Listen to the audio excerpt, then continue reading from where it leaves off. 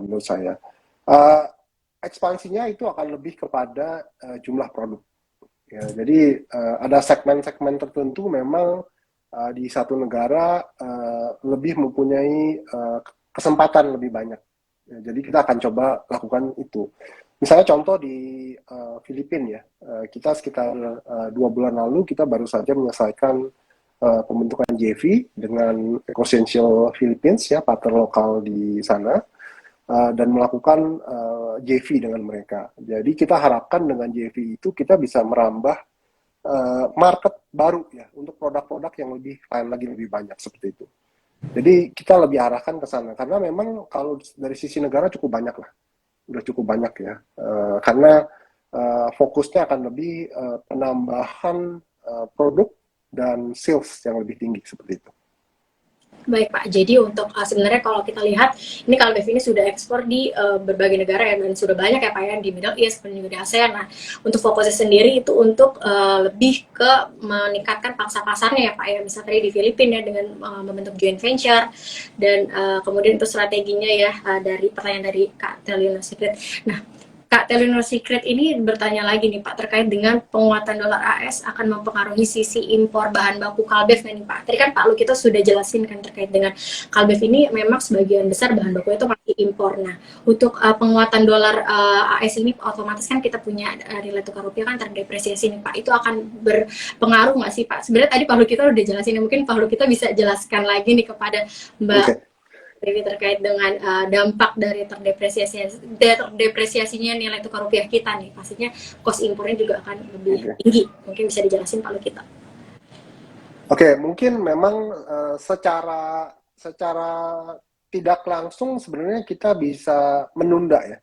Ya, jadi fluktuasi itu kalau dalam waktu dekat kita masih bisa absorb. Ya, misalnya contoh hari ini 15.5 jadi 16, terus dalam 1 minggu turun lagi gitu. Jadi masih bisa kita absorb. Gimana caranya? Karena dari satu sisi, dari barangnya adalah kita punya buffer stock yang cukup banyak ya. Dari sisi raw material, ya dari sisi finish produk, dan juga dari sisi kontraknya. Berarti. Jadi memang itu cukup banyak ya. Nah, dari sisi penggunaan dolarnya sendiri pun kita punya reserve yang cukup banyak juga. Ya, di mana kita misalnya tiba-tiba hari ini misalnya ada invoice yang overdue, kita mesti bayar gitu ya, kita bisa gunakan US dollar kita untuk membayar, walaupun sekarang misalnya dolarnya jadi 16.000 seperti itu. Jadi memang kalau dalam sisi penguatan dolar, kalau itu dalam jangka waktu dekat terus kembali lagi, itu sebenarnya impact-nya ke kita sangat kecil lah, kita katakan, karena kita masih bisa absorb terus balik lagi, karena kita punya buffer stock, kita punya reserve juga di US dollar dan sebagainya. Nah, kalau memang sudah panjang, ya lebih dari 3 bulan, 6 bulan, dan sebagainya, memang kita harus melakukan namanya either satu, kenaikan harga, ya itu salah satunya, atau dua adalah melakukan efisiensi. Ya, seperti itu. Jadi memang along the way seperti itu. Makanya kita katakan sebelumnya adalah kita tidak pernah memberikan target dari sisi gross margin. Karena external factors-nya sangat banyak ya. Ya, dari kenaikan misalnya harga, terus mungkin ada lockdown, ada rupiahnya dan sebagainya gitu. Itu akan sangat sulit kita untuk menjaga itu. Ya, jadi fluktuasi di gross margin itu kita lihat memang ada gitu loh. Ya, dan banyak sekali dari external factors. Tetapi apa yang kita bisa lakukan adalah pas gross margin-nya turun, kita akan coba untuk efisiensi. Ya, contoh di 9 bulan lah ya kita katakan. Walaupun gross margin kita turun sekitar 150 basis point, ya dari sisi OPEX kita bisa turunkan juga sekitar 130 basis point. Ya, kalau kita lihat angkanya, hampir semua cost structure naik. Ya, cuman kenaikannya tidak setinggi dengan kenaikan salesnya seperti itu. Jadi memang kita coba untuk maintain atau melakukan efisiensi di beberapa production line kita, dari people-nya dan sebagainya. Seperti itu. Baik Pak, tadi untuk menjaga marginnya ya di tengah memang tekanan bahan baku sendiri itu tadi melakukan efisiensi ataupun tadi meningkatkan average selling price-nya ya Pak ya, cuman lebih ke efisiensi untuk pihak Kalbev sendiri ya Pak ya.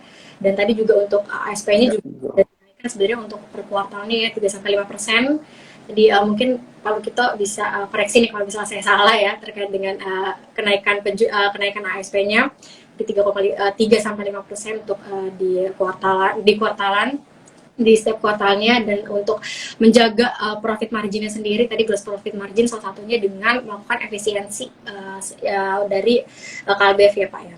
Kemudian saya mau tanya nih Pak untuk tantangan sendiri nih Pak. Ini pertanyaan dari saya, kira-kira tantangannya tuh ke depan seperti apa sih Pak untuk di industri healthcare ini sendiri, khususnya KLBF nih, untuk tantangan ke depannya? Mungkin bisa dijawab Pak. Oke. Kemudian cara mengcounter. Kalau oke. Jadi kalau kita lihat memang challenge-nya lebih banyak dari external factor itu yang seperti saya bilang ya. Akan sulit kita untuk bisa memastikan bahwa fluktuasi dolar itu stable gitu ke depannya. Itu nomor satu ya. Juga mungkin contoh dari sisi bahan baku ya, misalnya kayak weather ya. Terkait mungkin dari susu lah ya, karena susu itu kan dari sapi ya. Sapi itu biasanya terkait dengan weather juga. Misalnya di Australia mungkin lagi lebih musim panas lebih banyak, sehingga hujannya berkurang, rumputnya jadi mengering dan sebagainya itu. Jadi lebih banyak faktor seperti itu. Ya, lebih yang external factors yang sulit untuk dikontrol. Ya mungkin adanya misalnya perubahan regulasi ya, atau mungkin ada perubahan mungkin dari sisi apa namanya, dari mungkin external factors lah, mungkin yang dari internasional mereka masuk mungkin berkurang atau dan sebagainya. Itu lebih ke arah sananya sih.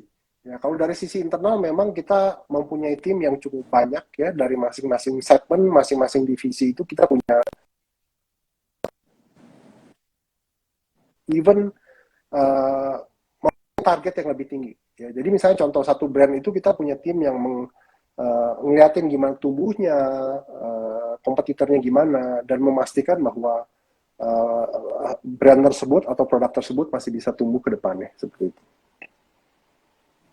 Baik, Kak. Tadi tantangannya dari eksternal, kemudian juga ada dari internal ya Pak ya. Eksternal tadi khususnya untuk penguatan nilai tukar dolar ya Pak terhadap rupiah, atau misalnya depresiasi nilai tukar rupiah terhadap dolar. Terus kemudian tadi mungkin kalau misalnya dibilang untuk kompetitor deh Pak, untuk kompetitor kira-kira di industri healthcare sendiri itu sangat kompetitif nggak sih Pak untuk sesama sesama emiten di sektor obat-obatan nih Pak misalnya? Kalau menurut saya memang mesti lebih spesifik areanya atau kategorinya sih. Kalau kita ngomong misalnya farma, ya di farma, prescription farma itu di obat resep mungkin ada sekitar 200 pemain. Ya, di mana ada sekitar 30 sampai 40 itu pemain asing ya, atau multinasional, dan sekitar 160 itu pemain lokal, seperti itu. Ya, di OTC juga cukup banyak menurut saya, cukup fragmented ya, ada yang kecil-kecil juga ya, produk mungkin kayak contoh kayak kemarin sejak pandemi mungkin ada beberapa perusahaan kecil mengeluarkan produk-produk vitamin. Ya, mungkin brandnya atau company-nya kita nggak tahu ya, cukup banyak sih seperti itu. Jadi memang tergantung dari produknya atau segmennya seperti itu. Nutrisi juga lain lagi ya. Kalau nutrisi memang banyak pemain asing ya, kita lihat ya, kayak ada Fonterra, ada Vision Flag, ya ada apa namanya, mungkin kayak Danone ya dan sebagainya. Memang tergantung dari produknya itu sendiri. Cuman kita melihat memang marketnya cukup fragmented. Ada beberapa segmen memang, contoh kayak di consumer health itu kita mempunyai market share yang cukup tinggi ya, seperti kayak di kategori antacid ya dengan Promark ya, kita punya sekitar 72-73% di sana ya. Seperti kayak cough syrup juga kita ada Comix Foods ya, di mana itu juga cukup tinggi ya, Mixagrip juga cukup tinggi. Jadi ada beberapa kategori tertentu yang memang kita cukup dominan di sana seperti itu. Baik, jadi tergantung dengan segmentasinya ya Pak ya, dan juga tadi untuk beberapa segmen itu juga ada produk-produk yang memang produk dari luar negeri itu yang membuat suatu kompetitor lah istilahnya buat Kalbeb sendiri ya. Yang tadi untuk segmennya sendiri itu paling banyak dari luar negeri itu di segmen nutrisional ya Pak ya, untuk Ya. kompetitornya. Dan nggak kerasa nih Pak, kira-kira udah tinggal 4 menit lagi, mungkin pihak KBF bisa bikin closing statement nih, kira-kira untuk investor ajaib, untuk apa nih, kira-kira prospek KBF nih ke depannya seperti apa? Mungkin Pak Lukito bisa jelasin nih terkait dengan prospek KBF ke depannya. Oke, jadi kalau menurut saya sih perusahaan mempunyai view dalam 3-5 tahun ke depan kita masih dapat tumbuh double digit ya dengan apa namanya growth driver yang sudah saya infokan sebelumnya. Dari pharma itu kita ada obat-obat biologik dengan partisipasi kita di JKN ya, terus juga dengan di consumer kita ada preventif ya, ada obat-obatan herbal dan sebagainya, nutrisi juga ada lebih ke adult ya, terus di specialty ada juga di plant based product ya, distribusi juga ada penambahan mungkin dari sisi prinsipal ya, pertumbuhan Kalbe Group dan sebagainya. Kita akan mencoba untuk tumbuh double digit ya dalam 3-5 tahun ke depan. Ya, jadi dan kita akan selalu mencoba untuk mempunyai target penjualan itu yang lebih tinggi daripada economic growth yang ada. Ya, kita merasa cukup comfortable ya dengan target itu ya, dengan adanya produk-produk yang kita akan luncurkan ke depannya. Ya, jadi kita memberikan target tersebut ke market. Nah, untuk detail per tahunnya biasanya itu kita keluarkan atau infokan ke market itu sekitar bulan Februari atau Maret. Ya, jadi memang tahun depan pun kita sudah infokan ke market bahwa kita akan tumbuh double digit. Ya, cuman untuk target exactnya berapa, kayak tahun ini kan kita 11-15, itu biasanya kita infokan sekitar bulan Februari atau Maret, seperti itu. Baik, teman-teman investor semua ya, tadi sudah dijelasin terkait dengan prospek emiten Kalbev ya. Jadi untuk kedepannya ini masih akan tumbuh. Untuk Kalbev sendiri telah memproyeksikan revenue dari sisi top line-nya naik 2 digit 11-15% ya Pak. Untuk di target revenue-nya, walaupun memang saat ini pandemi COVID itu sudah melandai, tapi Kalbev ini masih optimis nih terhadap kinerja keuangan Kalbev sendiri. Tadi di tengah memang kenaikan harga bahan baku yang memang sebagian besar impor, itu salah satunya adalah melakukan efisiensi ya Pak ya.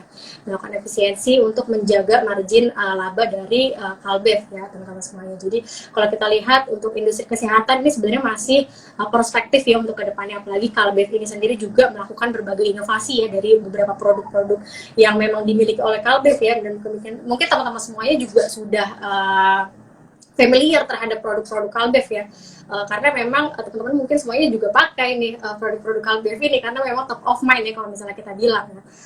Mungkin itu aja untuk acara kita nih untuk hari ini, di sore hari ini, berbincang-bincang bersama dengan Pak Lukito, yaitu merupakan salah satu pihak dari Kalbev ya, Head of Investor Relations dari Kalbev.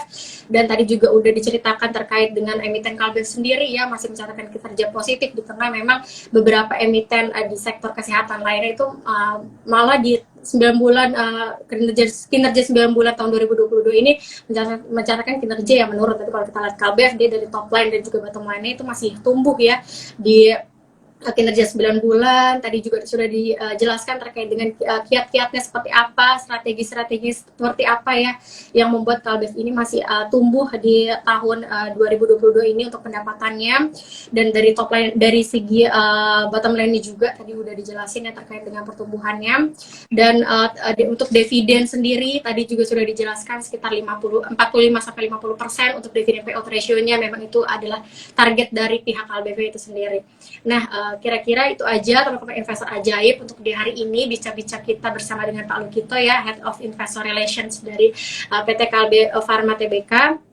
Jadi terima kasih Pak Lukito untuk hari ini, terima kasih untuk meluangkan waktunya berbincang-bincang bersama dengan investor ajaib sekuritas. Dan perlu diperhatikan ya teman-teman ajaib investor sekalian, bahwa yang tadi kita bicarakan ini bukan merupakan ajakan atau himbauan untuk menjual atau membeli saham tersebut. Jadi teman-teman bisa sesuaikan dengan profil resiko teman-teman semuanya. Teman-teman juga bisa do your own research juga nih, cari tahu kira-kira prospek Kalbev ini seperti apa melalui laporan keuangan yang bisa diakses di website Kalbev ya Pak ya. Jadi teman-teman bisa tahu prospeknya seperti apa untuk emiten kesehatan yaitu Kalbev. Dan kira-kira hari ini segini aja teman-teman semuanya. Terima kasih Pak Lukito atas waktunya. Mungkin kita akan terima kasih Bu Rati.